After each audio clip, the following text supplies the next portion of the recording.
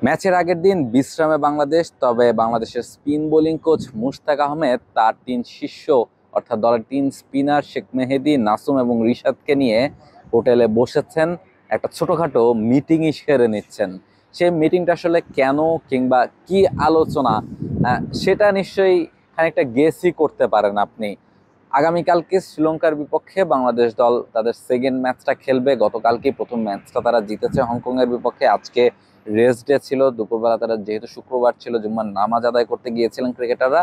এরপর যখন তারা হোটেলে ফিরেছেন তখনকার এই দৃশ্যটা আপনাদেরকে দেখাচ্ছিলাম যে টিম হোটেলে স্পিন বোলিং কোচ তার তিন স্পিনারকে নিয়ে খানিকটা মিটিংয়ে বসেছেন এবং সেখানে নিশ্চয়ই কালকের ম্যাচের ব্যাপারেও কোনো আলোচনা হচ্ছিল। যেহেতু আজকে অফিসিয়ালি কোনো প্র্যাকটিস বাংলাদেশ করেনি, রেস্ট নিয়েছে, রিকভারি সেশন ছিল, ফলে এই জায়গাটাতে ট্যাকটিক্যাল যে আলোচনাটা সেটা বোধহয় কোচ খানিকটা সেরে নিলেন যে তিন স্পিনার আসলে কিভাবে তাদের রোলটা প্লে করবেন। তাদের মধ্যে থেকে নিশ্চয়ই দুজন একাদশে থাকবেন, কোন দুজন থাকবেন সেটা হয়তোবা এখন পর্যন্ত নিশ্চিত নন।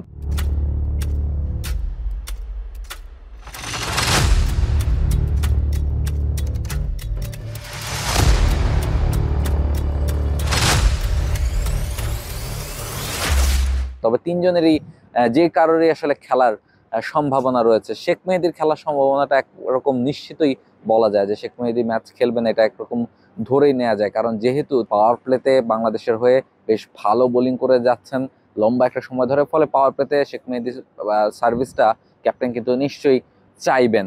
কিন্তু রিশাদ নাকি নাসুম, এই ব্যাপারে একটা আলোচনা শ্রীলঙ্কা ম্যাচের আগে হতেই পারে। রিশাদ লাস্ট ম্যাচটা খেলেছেন হংকং এর বিপক্ষে, দুটো উইকেটও পেয়েছেন। শুরু দিকে খানিকটা এক্সপেন্সিভ থাকলেও ডেথ ওভারে এসে কিন্তু ভালো বোলিং করেছেন, দুইটা উইকেট পেয়েছেন। তবে নাসুম আহমেদ একাদশে সুযোগ পাবেন কিনা? নাসুম আহমেদ কিন্তু লেফট আর্ম স্পিনার হিসেবে শ্রীলঙ্কার ব্যাটিং লাইন আপে যারা রাইট আর্ম স্পিনার আছে তাদের এগেনস্টে বেশ কার্যকরী হতে পারেন। ফলে সেটা যদি হয় সেক্ষেত্রে কিন্তু নাসুম আহমেদকে সুযোগ দিলেও বাংলাদেশ দল দিতে পারে। তবে রিশাদের ক্ষেত্রেও কিন্তু আবার কিছু পজিটিভ সাইন আছে। রিশাদ কিন্তু শ্রীলঙ্কার বিপক্ষে লাস্ট যে টি-20 সিরিজটা খেলেছে সেই জায়গাতে কিন্তু তিনি দুর্দান্ত বোলিং করেছেন, তিনটা ম্যাচেই তিনি দুর্দান্ত বোলিং করেছিলেন। এরপর অবশ্য খানিকটা এক্সপেন্সিভ পরের ম্যাচ ছিলেন। শ্রীলঙ্কার বিপক্ষে যেহেতু তার পারফরমেন্স ভালো, এছাড়া যেহেতু একটা উইনিং কম্বিনেশন আছে, ফলে বাংলাদেশ দল হয়তো বা রিশাদকেও ম্যাচ খেলাতে পারে। তবে এই সিদ্ধান্তগুলো আসলে উইকেট দেখে, উইকেটের আচরণ কেমন হয়, কতখানি স্লো, কতখানি থেমে থেমে বল আসবে, সেগুলোর দেখে হয়তো বা সিদ্ধান্তটা টিম ম্যানেজমেন্ট শেষ মুহূর্তে নিবে। তবে দুজনেরই খেলার যথেষ্ট সম্ভাবনা রয়েছে, ফলে তিনজনকেই মোটামুটি ম্যাচের পরিকল্পনাটা দিয়ে দেয়া, তিনজনকেই প্রস্তুত রাখা, সেই কাজটাই হয়তোবা করছিলেন স্পিন বোলিং কোচ।